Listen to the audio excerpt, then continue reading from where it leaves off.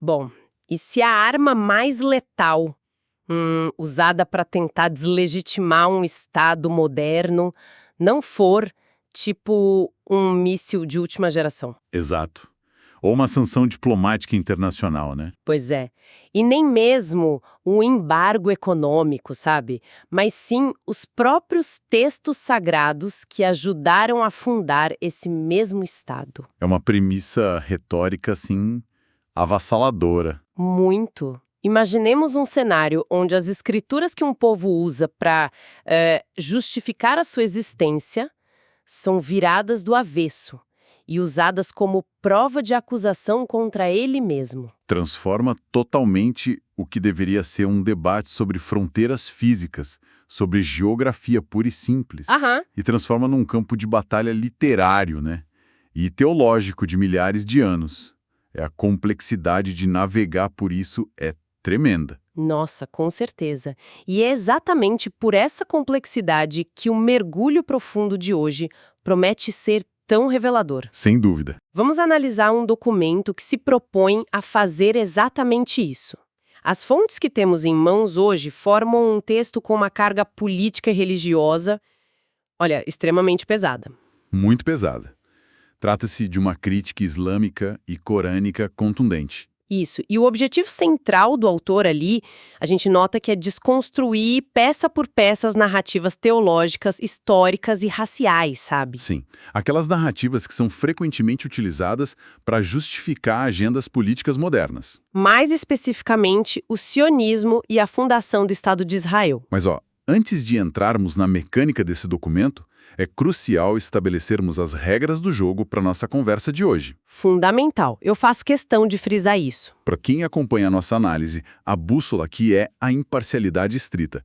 Nós estamos atuando hoje puramente como observadores, analistas de discurso, digamos assim. Exatamente. Nosso trabalho não é dizer quem tem razão. Não estamos aqui para endossar ou validar as reivindicações de qualquer um dos lados nesse conflito histórico. Ou invalidar, né? O nosso foco é dissecar como o autor deste documento constrói os seus argumentos. Sim.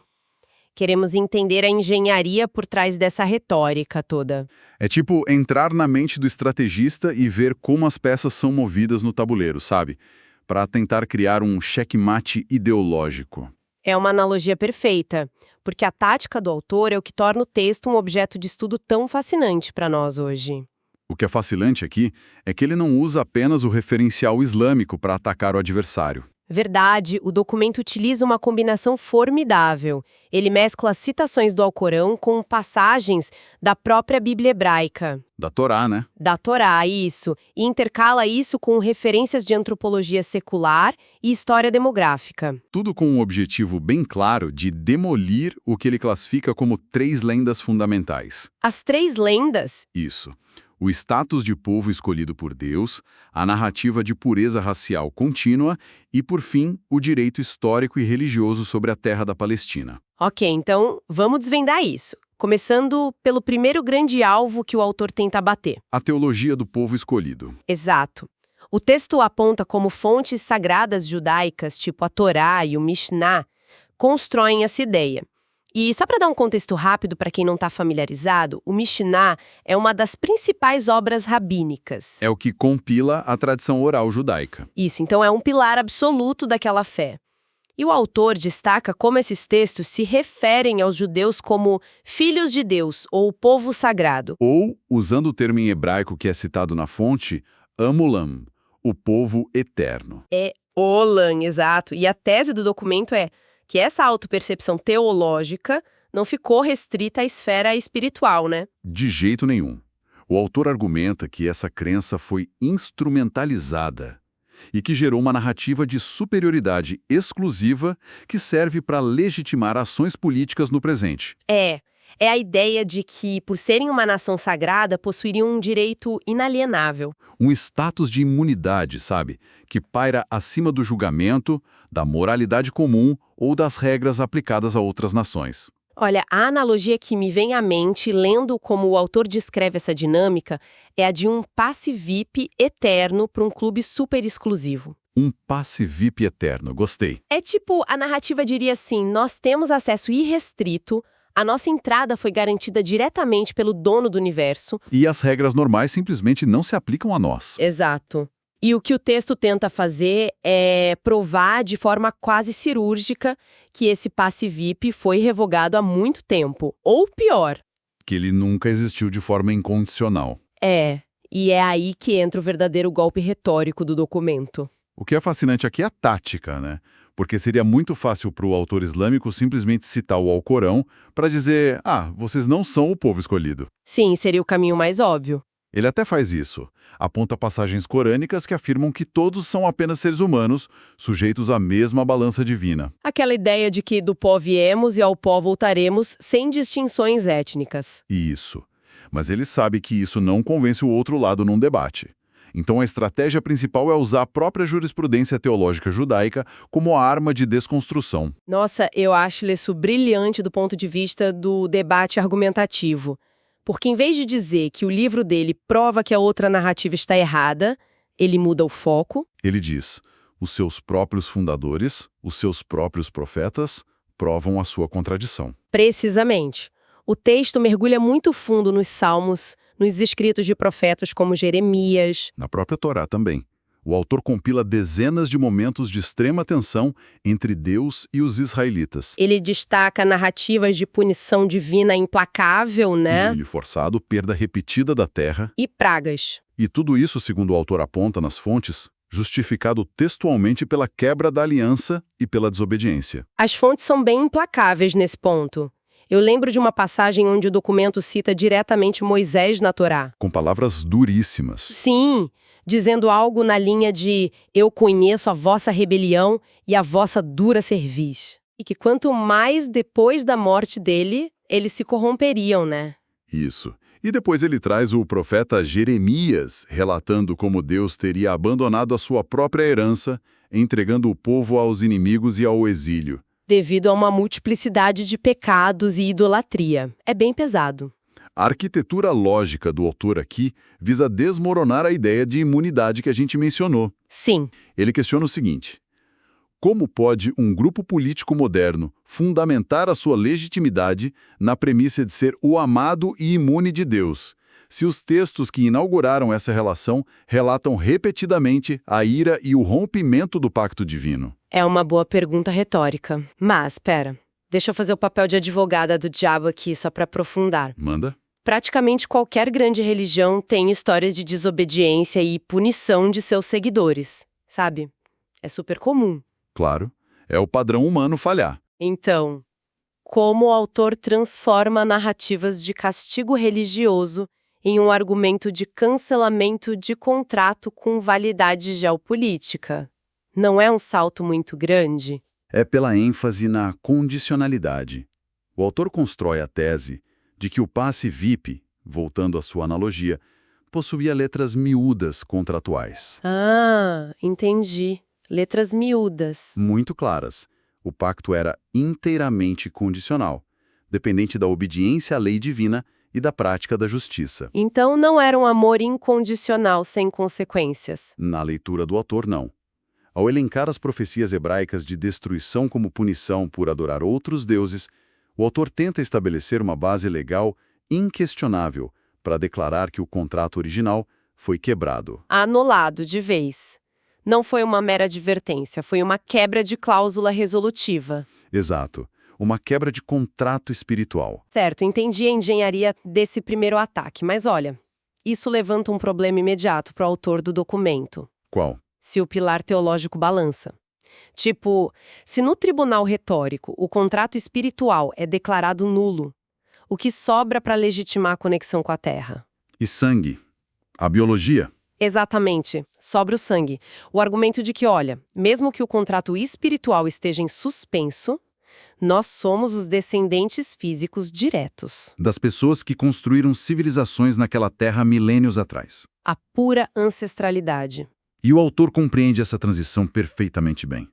É por isso que o documento abandona a teologia momentaneamente. E avança para onde? Para o campo da antropologia, da genética e da história demográfica. Ele precisa destruir a segunda lenda. A segunda lenda, no caso, o argumento da pureza racial e da continuidade étnica ininterrupta. Isso mesmo. E aqui chegamos a um ponto que, lendo as fontes, parece quase um roteiro de ficção histórica, Nossa, sim! mas que o autor trata com extrema seriedade. Para desvincular o sangue moderno da Terra Antiga, o texto introduz a hipótese Khazar. A hipótese Khazar, para quem não conhece esse conceito, o documento lança a afirmação de que a esmagadora maioria dos judeus modernos, Com um foco muito específico na elite política europeia que fundou o Estado de Israel, os chamados Ashkenazim. que eles simplesmente não descendem biologicamente dos antigos israelitas. Não tem relação genética com Abraão, Isaac ou Jacó. Em vez disso, a árvore genealógica deles apontaria para um império turco chamado Khazaria. Espera, vamos pausar aqui, porque a escala dessa alegação é imensa. Gigante. O autor está seriamente argumentando que a fundação genética inteira de um povo, que hoje baseia sua identidade num retorno ao Oriente Médio, na verdade surgiu de uma conversão política de tribos turcas nas estepes da Rússia. Exatamente isso que ele argumenta. E o documento se aprofunda bastante nessa teoria para dar peso retórico. Mas como ele sustenta um salto antropológico histórico tão gigantesco, sem parecer que está apenas inventando uma teoria da conspiração? O que é fascinante aqui é que ele recorre mais uma vez a fontes que não podem ser facilmente descartadas como propaganda inimiga. Ele usa as fontes deles de novo. Sim, ele busca legitimação dentro da própria historiografia judaica e na ciência secular. O texto faz questão de citar a Enciclopédia Judaica de 1903. Nossa, uma enciclopédia oficial, digamos assim. Sim, e essa edição histórica, segundo o documento aponta, detalha exaustivamente essa conversão em massa e descreve o imenso poderio do Império Khazar judaico na Europa Oriental. Antes de ser varrido do mapa pelos ataques dos príncipes russos de Kiev, né? E pelas invasões mongóis séculos depois. A narrativa é que os Khazares eram um povo seminômade, de origem turco-tártara, que estabeleceu um império poderoso entre os rios Volga e Don. E aí, prinçados entre cristãos e muçulmanos, o rei deles decidiu se converter ao judaísmo, nos séculos 8 e 9. Exato. Uma conversão em massa que, segundo o autor, deu origem à maioria dos judeus do leste europeu. Então, ele usa a própria enciclopédia deles para provar a tese. Mas ele não para na história, né? Ele traz também a biologia, se não me falha a memória. Não falha. O documento recruta é o Jan Pietard, um renomado antropólogo suíço. Ah, o Peter. O autor usa o trabalho de Peter Schier para reforçar a negação científica de um genotipo judaico exclusivo. Como assim? Peter Schier afirma, de forma categórica, na obra citada, que não existe um gênero judaico único, de um ponto de vista anatômico ou antropológico. Então a variedade física que vemos hoje é usada como evidência contra a pureza racial? Exato. O texto lista como as populações que praticam o judaísmo ao redor do mundo variam drasticamente, em estatura, formato do crânio, cor da pele. O documento cita os judeus falachas na Etiópia, que têm características africanas, passando pelos judeus indianos, Até chegar aos judeus loiros de olhos azuis da Europa Oriental, que o autor liga diretamente aos Khazares. Então, a conclusão que o autor constrói a partir da soma dessas fontes é que o judaísmo funcionou como uma afiliação religiosa. Um construto social vigoroso, capaz de integrar povos de etnias completamente distintas ao longo de milênios. Mas não como uma linhagem de sangue ininterrupta. Para o autor, a ideia de uma pureza racial que conecta o cidadão moderno de Tel Aviv ao antigo habitante de Jerusalém é uma falácia completa. Se conectarmos isso ao panorama geral, o impacto dessa teoria, se assumida como verdade dentro da lógica do texto, é geograficamente devastador para a narrativa territorial. Aqui é onde a coisa fica realmente interessante, porque vamos pensar nas implicações. Vamos lá. O autor está argumentando que, se a grande maioria daqueles que reivindicam o retorno à terra de seus antepassados descendem, na verdade, de um império turco-russo convertido, A justificação espacial entra em colapso. totalmente. Porque os antepassados dessa maioria não estavam caminhando nas margens do Rio Jordão há 3.000 anos. Eles estavam cavalgando nas estepes do Rio Volga. O retorno ancestral geográfico não seria para a Palestina, mas para o Cáucaso. Nossa, é uma desconstrução letal da noção de direito de retorno. O autor pega uma teoria antropológica controversa e converte numa arma de precisão contra uma agenda de colonização. A manobra consiste em invalidar totalmente o uso do fator étnico ou biológico como escritura de propriedade. Ele desconecta a população moderna dos habitantes antigos. E conclui que qualquer tentativa de usar a ancestralidade biológica para justificar a ocupação da terra é uma construção retórica vazia de lastro material. É uma estratégia de demolição sistemática. Primeiro, o pilar teológico é atacado com as escrituras hebraicas. Depois, o pilar genético é alvejado com a tese Casar e a antropologia suíça. Isso nos lança de cabeça no clímax do documento, o nosso terceiro segmento de hoje. A disputa pela terra e a batalha das promessas. É aqui que os fios desfiados convergem para um pedaço específico de chão, a Palestina. Como o autor lida com o peso histórico e demográfico na região? O documento aplica uma matemática temporal quase implacável para disputar o tal direito histórico. Matemática temporal? Sim, a argumentação se baseia em comparar o tempo de permanência contínua na Terra. Ah, quem chegou primeiro e ficou mais tempo. Exato. O autor afirma que os cananeus e diversas tribos árabes antigas estavam enraizados na região da Palestina milênios antes do aparecimento de qualquer tribo israelita. E defende que a presença demográfica e cultural árabe continuou lá, de forma ininterrupta. Ao longo de todos os séculos seguintes, enquanto diminui o escopo temporal do domínio hebraico. Ele calcula que o controle hebraico efetivo na região durou um período que varia entre cerca de 3 séculos e meio a, no máximo, 5 séculos. Contando desde as conquistas atribuídas a Josué até o exílio babilônico e romano. A provocação retórica é clara. Como pode um período de controle soberano de 400 anos na antiguidade se sobrepor a uma presença demográfica constante de milênios? Especialmente na hora de definir quem é o dono legítimo histórico, né? Mas, sendo realista, argumentos de contagem de séculos geralmente não vencem disputas no Oriente Médio. Infelizmente não. O que costuma ter a palavra final nessas narrativas é o direito divino, a famosa e incontestável promessa bíblica de Deus a Abraão. A promessa de dar à sua descendência a terra do Nilo ao Eufrates. É o pilar mais sólido do sionismo religioso. Como o autor se atreve a tentar desmontar o texto mais explícito do Gênesis? Ah, aí é que tá. Ele faz isso com uma manobra interpretativa de tirar o fôlego. O autor transforma o livro sagrado num verdadeiro tribunal de pequenas causas. Eu me deparei com essa parte e tive que ler 2 vezes. Ele faz uma linha do tempo estrita de quem nasceu e quando a promessa foi proferida. Exatamente. Ele faz uma auditoria legal minuciosa no testamento de Deus a Abraão. O documento convida quem lê a olhar cronologicamente para as promessas e aponta que Deus prometeu a terra, a descendência repetidas vezes. Antes mesmo de Isaac, que é o patriarca da linhagem judaica, ter nascido. Ou sequer ter sido concebido. É um detalhe cronológico que muda tudo. A promessa foi feita, segundo a interpretação do autor, quando apenas Ismael, o filho mais velho de Abraão, já havia nascido. E Ismael é o ancestral reconhecido das tribos árabes na tradição abraâmica. Ele era, naquele exato momento de assinatura do contrato divino, a única descendência viva e física de Abraão. A lógica legalista que o autor aplica é fascinante. Se uma terra é prometida à descendência em um momento histórico onde a única descendência viva é a linhagem que originará os árabes, então o beneficiário legal primário daquela escritura de propriedade seria Ismael e seus herdeiros. E não a linhagem de Isaac, que foi incorporada depois.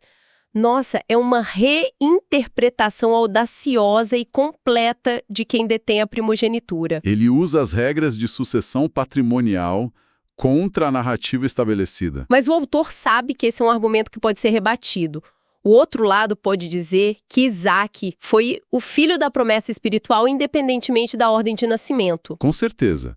E como o texto blinda essa reinterpretação para fechar o argumento final. Voltando à questão da condicionalidade, né? Sim, aquela que discutimos lá no começo. O autor introduz a perspectiva de acadêmicos ocidentais para solidificar isso. O documento cita nominalmente Alfred Guion, não é? Um respeitado estudioso do Velho Testamento. Esse mesmo.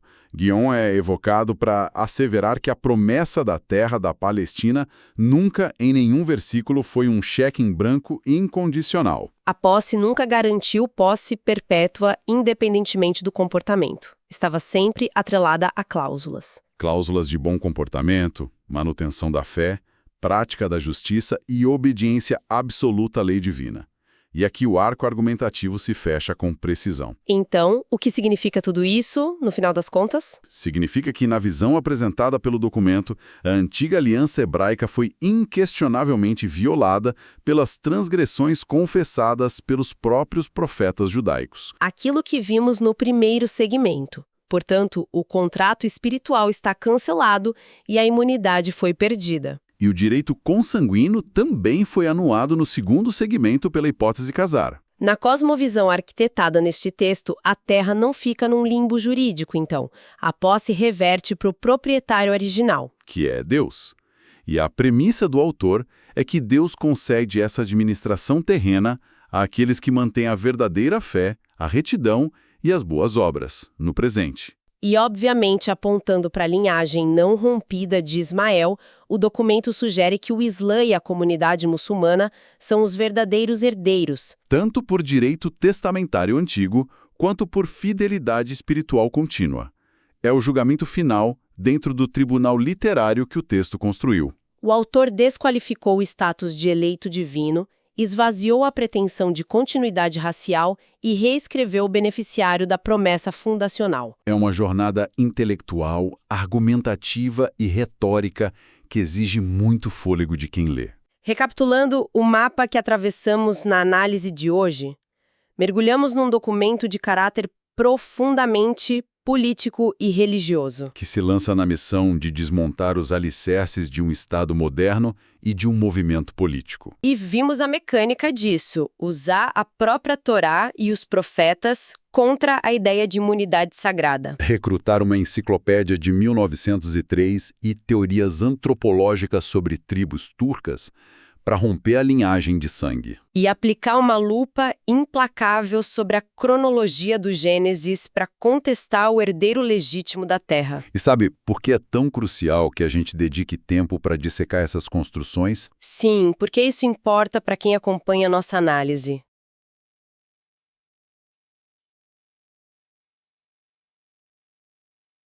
É uma jornada intelectual, argumentativa e retórica que exige muito fôlego de quem lê. Recapitulando o mapa que atravessamos na análise de hoje. Mergulhamos num documento de caráter profundamente político e religioso. Que se lança na missão de desmontar os alicerces de um Estado moderno e de um movimento político. E vimos a mecânica disso, usar a própria Torá e os profetas contra a ideia de imunidade sagrada. Recrutar uma enciclopédia de 1903 e teorias antropológicas sobre tribos turcas para romper a linhagem de sangue. E aplicar uma lupa implacável sobre a cronologia do Gênesis para contestar o herdeiro legítimo da Terra. E sabe por que é tão crucial que a gente dedique tempo para dissecar essas construções? Sim, porque isso importa para quem acompanha a nossa análise. Porque para quem busca entender a dinâmica do mundo em que vivemos, fica claro que não estamos analisando um debate poerento confinado a seminários de teologia teórica. Longe disso! A exegese de textos sagrados, as minúcias interpretativas de promessas divinas feitas milênios atrás, teorias sobre migrações de povos e genótipos. Tudo isso exerce um poder formidável. Tangível e, infelizmente, frequentemente letal. Exato. O que vimos hoje são os bastidores da formulação de justificativas que alimentam conflitos geopolíticos no século XXI. Não é apenas história antiga, é legitimação política que dita os noticiários de hoje. As populações baseiam as suas identidades, as nações calibram as suas políticas externas e os exércitos justificam o uso da força em cima dessas exatas narrativas e desconstruções. Entender a anatomia desse texto é entender a arma ideológica que mobiliza massas e torna certas reivindicações aparentemente irreconciliáveis. E observar de perto o funcionamento complexo dessas engrenagens, sem precisar assumir ou endossar a verdade de nenhuma delas, confere a nós uma percepção muito mais sofisticada da realidade global. Uma visão mais crítica, com certeza. Isso levanta uma questão importante, uma reflexão final inquietante que merece continuar ecoando depois que terminarmos aqui. Diga. Costumamos pensar no direito internacional contemporâneo, na geopolítica moderna, como ciências racionais, né? Feitas de negociações seculares na sede da ONU, mapas de satélite e direito diplomático estrito. Mas a análise de hoje sugere que talvez isso seja uma ilusão reconfortante. Fica a provocação. Qual? Até que ponto as linhas tensas de cessar-fogo, os muros erguidos e as fronteiras do nosso mundo hipertecnológico não continuam sendo, no fundo, desenhadas e redesenhadas por interpretações concorrentes sobre quem, afinal de contas, assinou e quem quebrou um contrato espiritual firmado nas areias do deserto há milhares de anos? É uma perspectiva assombrosa. Lembra-nos que os textos mais antigos que possuímos não são apenas relíquias de museu, Eles continuam sendo lidos, reinterpretados. transformados em teses acadêmicas e, tragicamente, em táticas de guerra, determinando o destino de milhões de pessoas todos os dias. É muito a se pensar. Muitas camadas para processar. Nós ficamos por aqui, nesse mergulho profundo. Para quem nos ouve, continuem questionando o que leem e até a próxima análise.